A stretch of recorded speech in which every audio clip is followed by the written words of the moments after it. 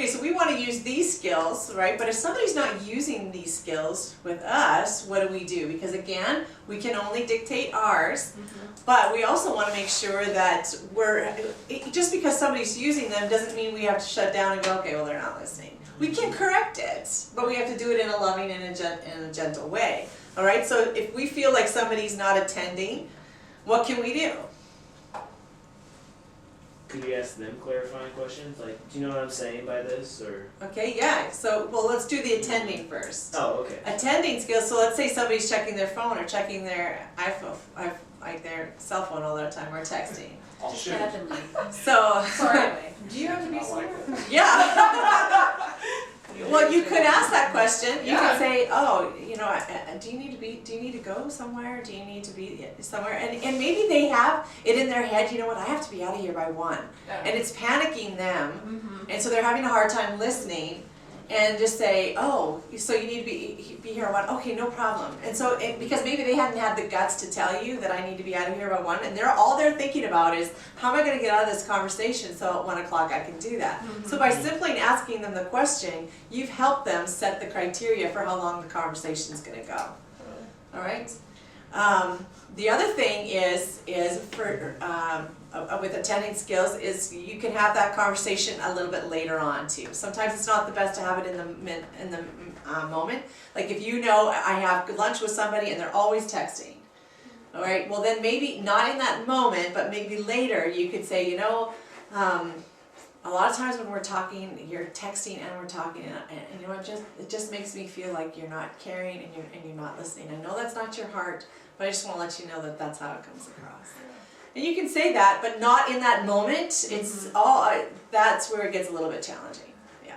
So if they're not following, if their facial expressions aren't following, if they're not asking any questions, if they're not doing that, and you can still even ask yourself the questions, and you can even do that if you need to. Because to say to somebody, I need you to ask me questions, again, not in the conversation, maybe later on you can do that. Like I did that with Mark, like when my mom died and I was processing, and I'm like, babe, you know what? Here's what I'm gonna, because he was asking me, what do you need? And I'm like, I actually probably need you to ask me questions.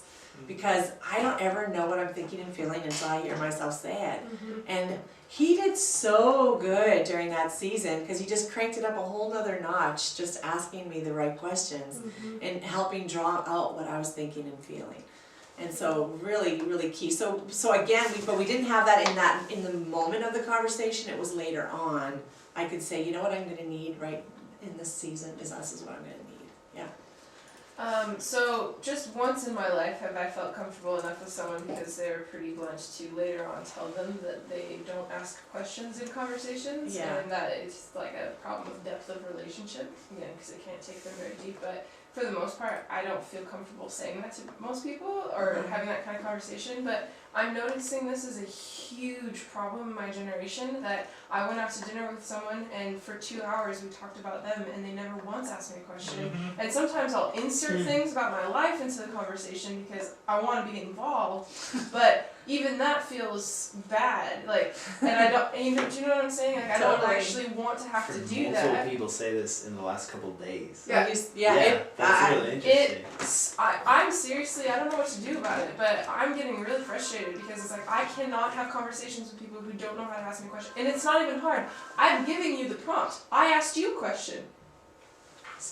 It's not that difficult to like flow with me. I'm giving you the material basically. I'm handing it to you on a platter. You're not taking it. And now I'm getting so frustrated that I don't want to try. I mean, I even know it that some people in your generation would rather me text them than call them. Yeah. It's true. And it's an interesting thing for me that, because I would rather call, because then I don't have to do this, and I'd rather just get on the phone. But I know that that's problemsome for people.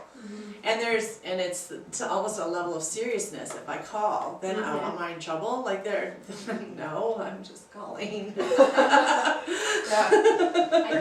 prefer to call, but then I think in my head, I know this person would prefer me to text. I know this person would prefer me to text, but I almost always want to call because then I can just explain exactly. Okay, we're gonna be at this place. We're gonna do this. We're gonna do and it's so quick and easy. It's much easier. But people don't actually want you to call. No. Weird. Yeah. Or don't listen to your voicemails even if you leave them, or. Yeah, and it's I have people like, don't leave me one, I won't listen to it. no, well, they did, yeah, somebody the other, well, I called somebody the other day and they said, don't leave me a message, just text me. Yeah! And that was on their answer. Their Oh, shit. you're kidding. That's, yeah. Oh, weird. I know a lot of people that are told they don't listen to the And messages. I was like, wow, that's awesome, okay. All right, then the other thing is if people aren't reflecting, you can ask this question. If you feel like you're at a turn, like they're not getting you, you know, like you're not getting through, you can say to them, okay, can you tell me tell me what you think I'm saying.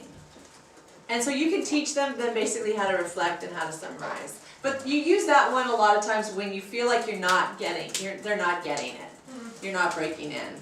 Then almost in a sense, help them use the reflecting skills. Okay? I use that one a lot. Because I am and sometimes I'm not detailed enough in the way I communicate, and so just, okay, tell me what you hear me saying. And that helps a little bit with that. That will help also. The reflecting skills are the huge part for helping to limit deleting, distorting, and generalizing. All right, that's where you're going to critique that, and that's where you're going to find out what was deleted, what was distorted. Well, and even with one person, because their grid is, you think I'm a moron. All right, so if I say something and they have that in their head. Okay, when I said this, here's how I'm saying it, and I'll use it from a different tone. Here's how I think you heard it. I said, which one is it?